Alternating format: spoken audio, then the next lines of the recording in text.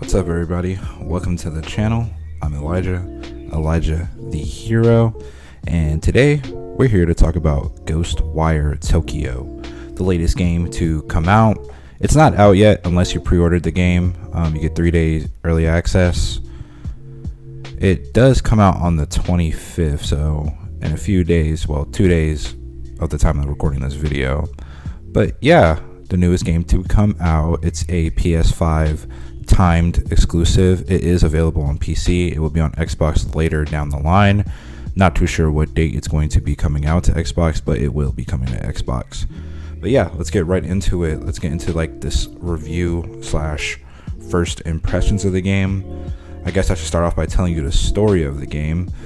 So the story of Ghostwire starts with this kind of disappearance of people in Tokyo, the Shibuya ward, in Japan. So everybody disappears. The main character, whose name is Akito, is already dead. He just died like a few minutes before people start disappearing and stuff like that.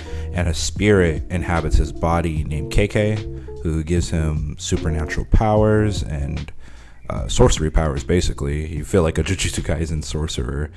So that's pretty cool. But yeah, I would think of KK as like Kurama, Sukuna, kind of the inner spirit that speaks to you. You'll hear him throughout the whole game inside your head. He is the supporting character, second protagonist, if you will. So the story is about these 5 masked individuals who wear these demon masks, who made everybody vanish for some reason. They also take Akito's sister, Mari, who is one of the few people who didn't vanish from the world, or just Tokyo. They never specify if it's the world or just Tokyo, but she didn't vanish, so they take her because there's something special about her.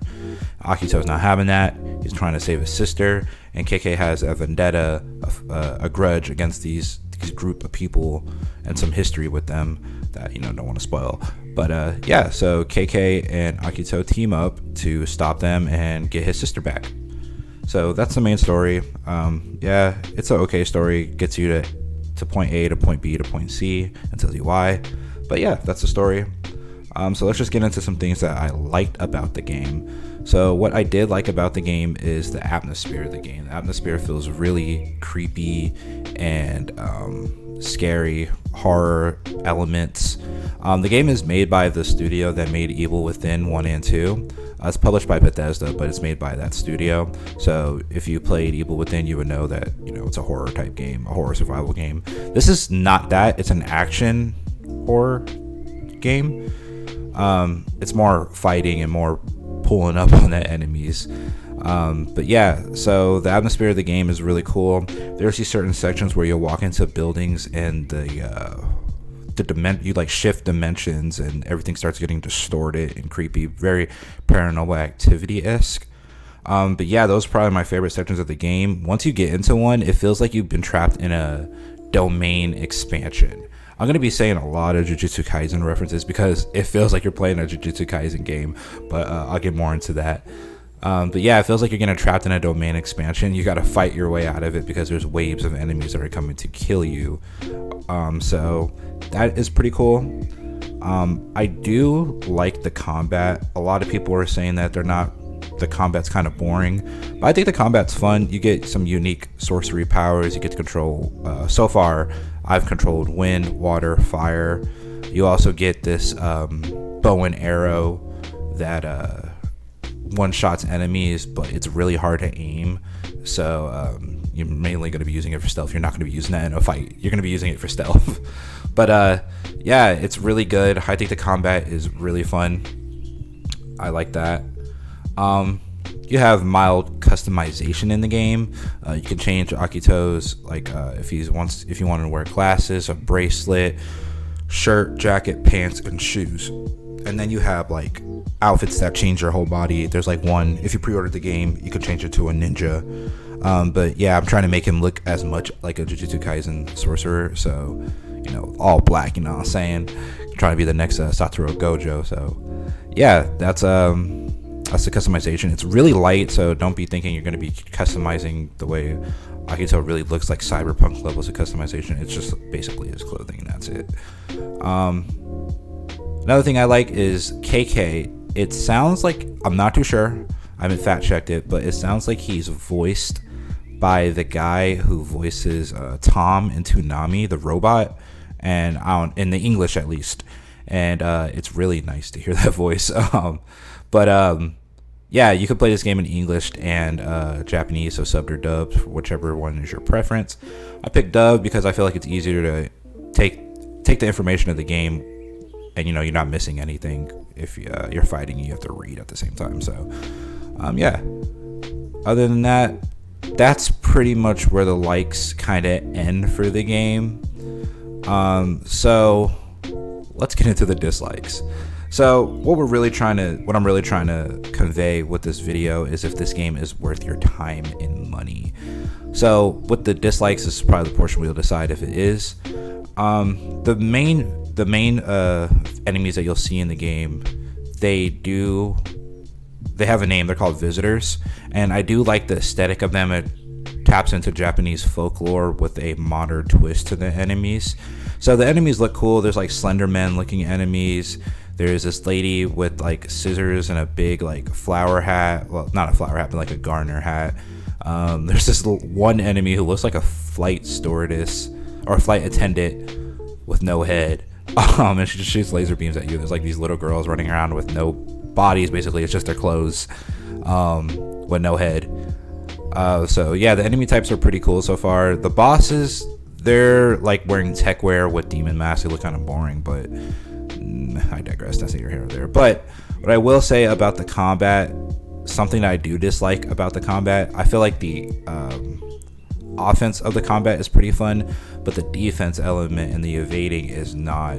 So Akito can only take, I want to say, about like 2 to 3 hits till he's dead. You can eat food to replenish your health, but it feels like there's not much you can do. You can't sidestep, and the only thing you can do is block the attacks. The block doesn't have like a gauge indicator of how much block you have left.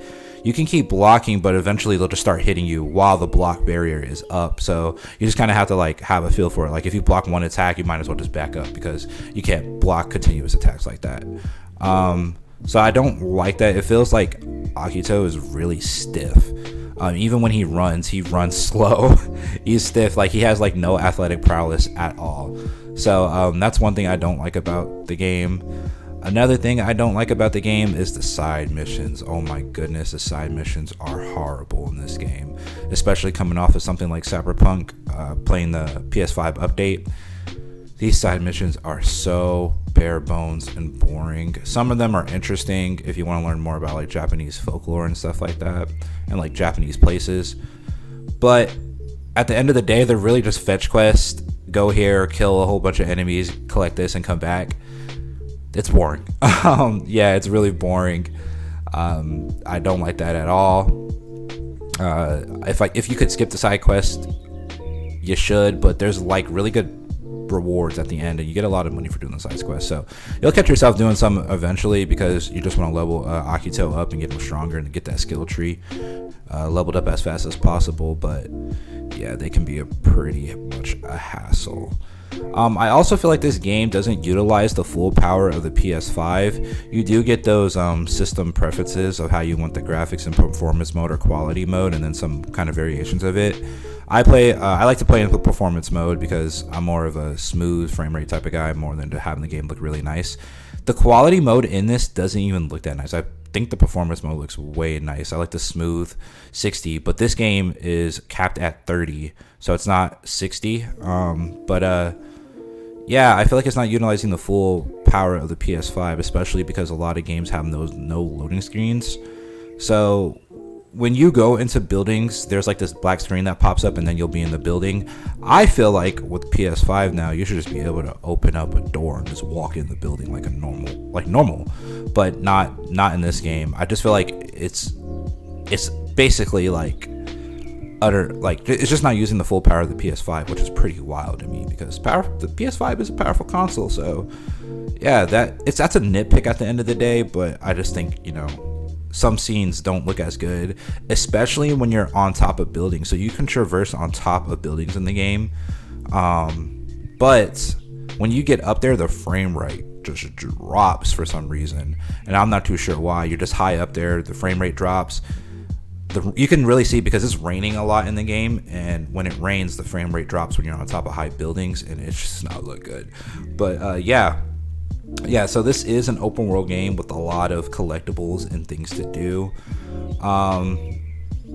It's just your typical open world game with, you know, go here, collect these objects, collect these, collect that, and then, you know, collect these spirits to level your character up. So it's very run of the mill. I feel like if this game were to get a second one, it would be really good. I feel like they just were trying to find their footing because this is a new IP for them. This is a new game, a new genre for them. So I feel like they were just trying to find their grounding, basically, their foothold. And I feel like if they make a second one, it would be really good. This one is pretty bare bones. What you'll do in the first 30 minutes of the game is what you'll be doing the whole entire game. So the boss fights do switch it up a little bit, but not that much. But one thing that this game did do really well, or I guess this is a positive and a negative, this game definitely made me want a Jujutsu Kaisen game in this kind of style. A lot of anime games are just arena fighters, but having a Jujutsu Kaisen game kind of like this, I think would be perfect. You feel like a Jujutsu sorcerer with you're waving hand signs like Megami, you're shooting beams out like your Gojo. Akito has like this, like when you click in the R3 button, he does like this punch, looks like a cursed divergent fist from Yuji. So yeah, you feel like you're getting trapped in domain expansions. The boss fights that you fight feel like cursed sorcerers that you're fighting. So it made me really want a Jujutsu Kaisen game, and I feel like most of the fun that came from this game from my side is that I felt like I was playing a Jujutsu Kaisen game, and I was looking at it through that kind of lens, which, you know, kind of sways my opinion of the game, thinking it's a little better than what it is, because, you know, every time I'm playing the game, which you can watch me live on Twitch play the game, I'm throwing out Jujutsu Kaisen references. I mean, the game is set in Shibuya, the arguably one of the best arcs of Jujutsu Kaisen if you read the manga, the Shibuya incident arc. So you know, it's there. I'm going to take it, and this is how I'm liking to play the game, just playing it with like this is Jujutsu Kaisen basically. So yeah, those were my kind of impressions of the game / review. But in the comments, let me know what you think. Are you going to cop the game? What can I do to improve these videos? This is only my 3rd video, so thank you guys for the support. And yeah, if you've seen the Jujutsu Kaisen 0 movie, let me know how you felt about it. I really like Yuta. I really like Yuji. I like everything at Jujutsu Kaisen. Jujutsu Kaisen is becoming one of my favorite animes of all time. But yeah, let me know how you guys feel. This has been Elijah the Hero, and I am out.